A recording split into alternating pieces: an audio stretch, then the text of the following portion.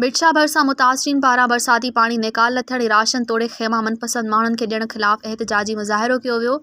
ज़िले इंतिज़ामिया ऐं चूंडियल नुमाइंदनि ख़िलाफ़ सख़्त नारेबाज़ी कई वई। ॻोठ ख़ुदाबख़्श सेठार ऐं ॿिन जे रहवासियुनि माही ख़ान वजाहत हुसैन सेठार शादाब ख़ासकेरी ऐं ॿिन जे अॻवानी में मुज़ाहिरो करे गुज़िरियल 1.5 महीने खां ॻोठनि मां बरसाती पाणी निकाल न थियो। हाणे मच्छरनि जे आज़ार सबबि बीमारियूं फैलिजी रहियूं आहिनि। चौपाया माल मरी रहियो आहे। घरनि में पाणीअ जा तलाव आहिनि। दर्जन खां वधीक घर डही पिया आहिनि। ज़िले इंतिज़ामिया ऐं चूंडियल नुमाइंदनि का सार नाहे लधी। बेयारो मददगार वेठा आहियूं। अॻूणे चेयरमैन ऐं PP जे मौजूदा उम्मीदवार आदम ख़ान थईं बि का मदद न कई आहे। असांजो मुतालबो आहे त सिंध हुकूमत फ़ौरी तौर ते नोटिस वठे ऐं ॻोठनि मां बरसाती पाणी निकाल कराए। राशन खेमा ऐं मच्छरदानियूं ॾिनियूं वञनि। मुज़ाहिरीन जो त असां ॻोठाणनि खे मज़ाहमत ते मजबूर न कयो वञे।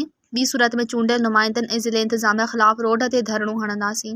मज़ीद ख़बरनि ऐं तफ़सीलात लाइ विज़िट कयो असांजी वेबसाइट www.awamiNewsHD.com ऐं ॾिसंदा रहो अवामी न्यूज़ HD।